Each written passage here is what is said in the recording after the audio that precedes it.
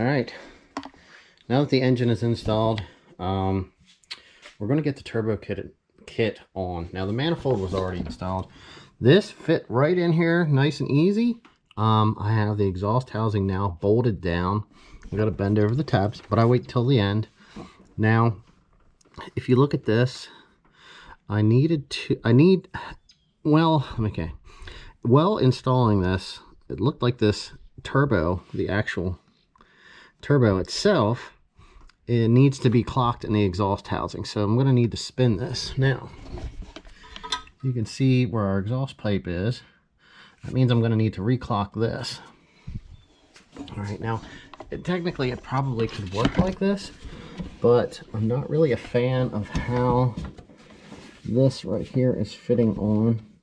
Right there, see how that is? Kind of out a little far. Let's see, if we push this up maybe.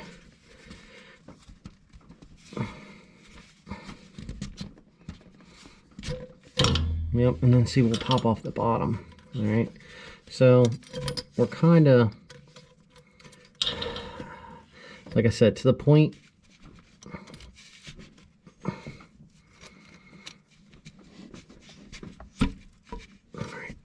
We won't lose our clamps. Now, so we're at the point where we actually have to clock the turbo itself.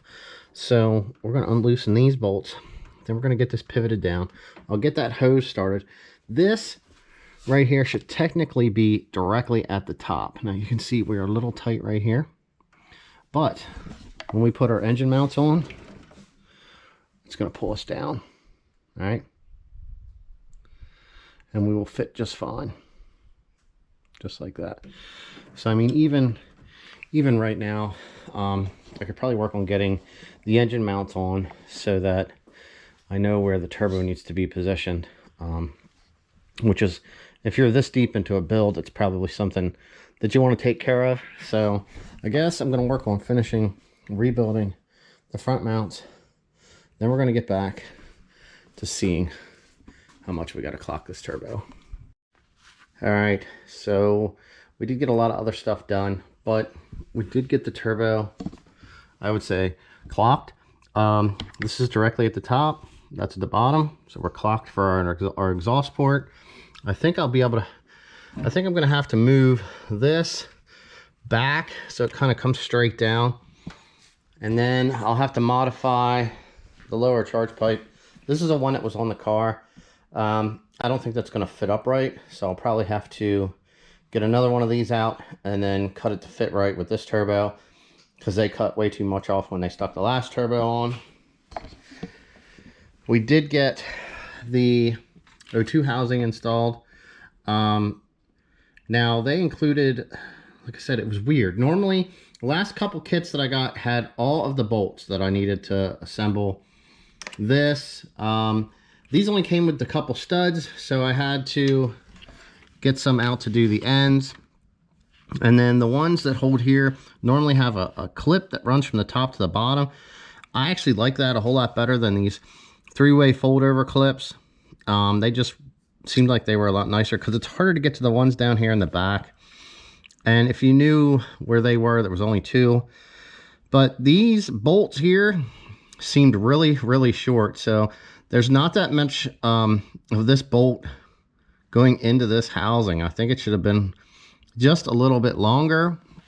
That's the first time I ran into that. Now, as you see, like I said, I did get some of the other stuff done. Lower mounts on, the new rad's in, the hoses are on, the intake's on. We assembled the new throttle body. But basically what we're going to be doing is we're getting the turbo installed in this video. So we have our wastegate right here, which will be the next thing that we're going to install. All right, so we'll get this unboxed and we'll get that ready to go on. And then we have our dump tube, an overflow, and our elbow. Like I said, I'll go over whether or not this one works and getting that modified and getting that changed. Now, I've got some other things that I need to take care of before I get down in here and I stick this in my way, because I still need to access the back side of the alternator to do some installs on some other stuff. you might already have that installed. If you were, if you're just installing the turbo kit, you might already have everything else figured out. So we're gonna get everything done and we'll come back to this. All right, so I had to take care of a couple other things so that we could get to the point of actually installing our wastegate. So our O2 housing is in. I took care of getting everything connected to the alternator. The rest of the wiring taken care of. Our O2 sensor is now installed. And I put the heat shield back over our alternator. So right now, we're getting ready to get our wastegate here installed. So I got everything unboxed, pulled all the packing out. Here's the wastegate. Instructions. What are these? Oh, this is the instructions here with the turbo. All right. So this thing states that it is set up. It's a Gen 2 PTE 39mm wastegate, 1.03 bar or 15 psi. So it has a 15 psi spring in.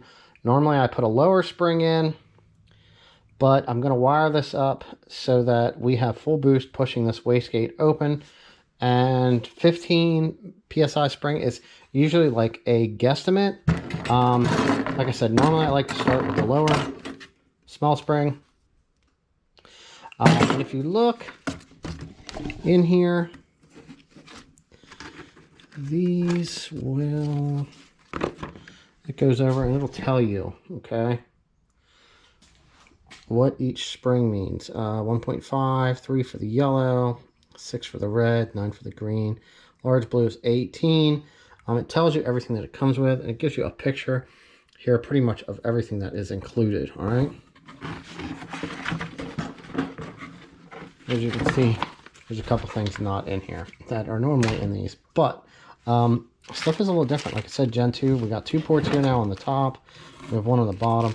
So we're going to plug off one of these, and then we'll stick the other port fitting in. It looks like there's 2 bolts here that are going to be for our wastegate pipe. So let's open this up. I'm going to get these installed. Like I said, it's just a plug. And then they give you little seal bolts, seal washers. So I'm going to get them taken care of. And then there's tape on the bottom that holds in your fire ring here. Sometimes they like to fall out, so you have to be careful when you're installing this. We've already have the bolts with bend over tabs here. This one's pretty long. All right, and it has a gasket already over here.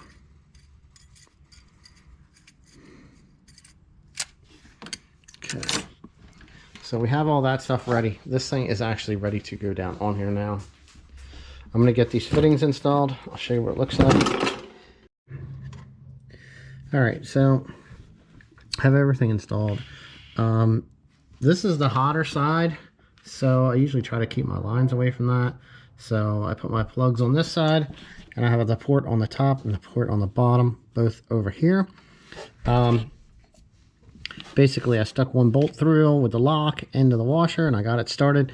Some of these you have to start evenly because this right here is wider, and it will actually hit the nut. I just use one of these. I got a snubby cobalt wrench. Get right down in here. Get these things torqued down, and then I'll bend over my tabs to lock the nuts and bolts in place. But right now I'm going to go grab my wastegate pipe. I'm going to hope that this clears and it's not in the way. Sometimes I know that they are really close.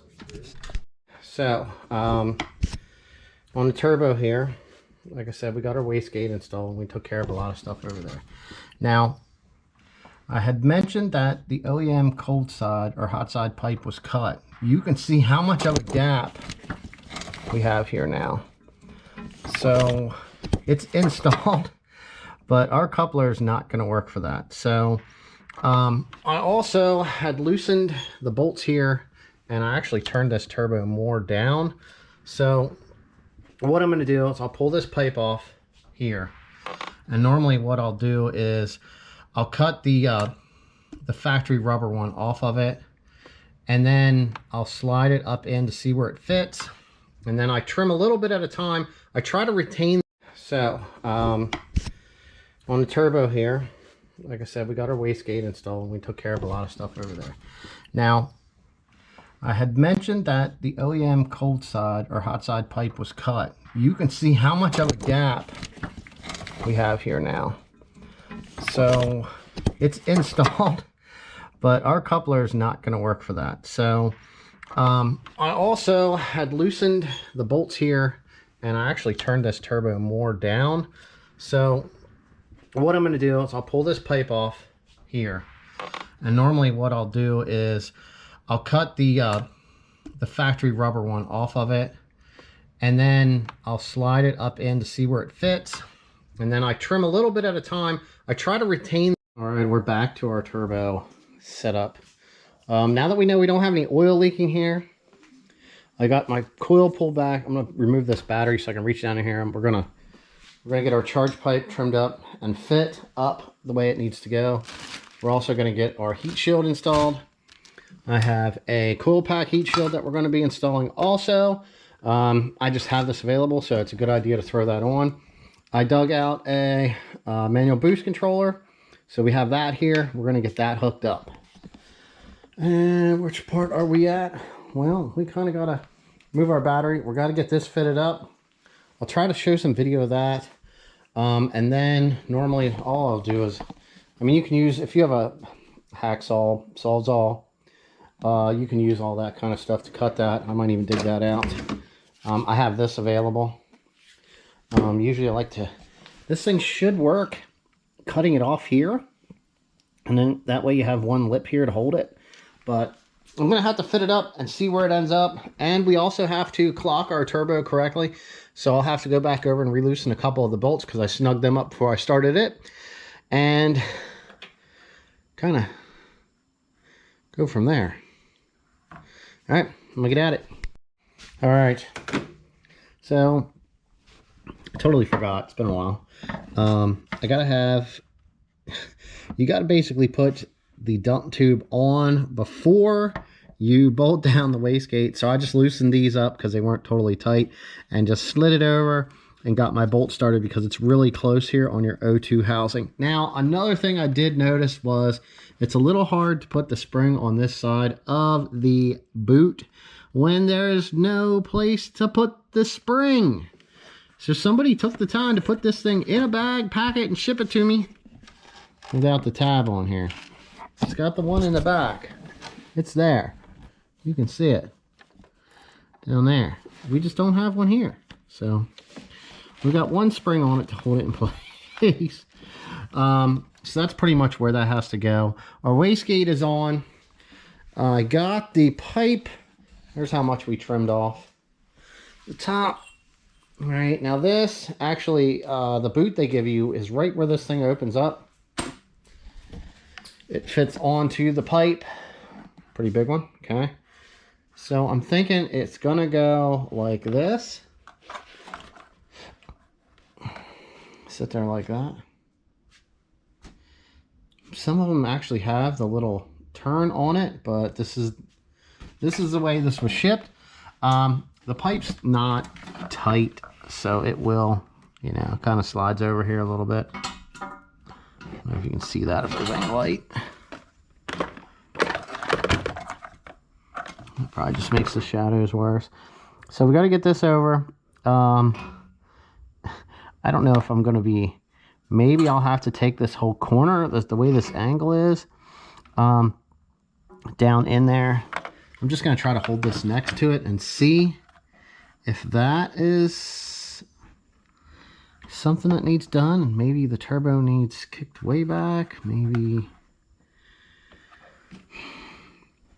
it's kind of tough, because if it was going this way,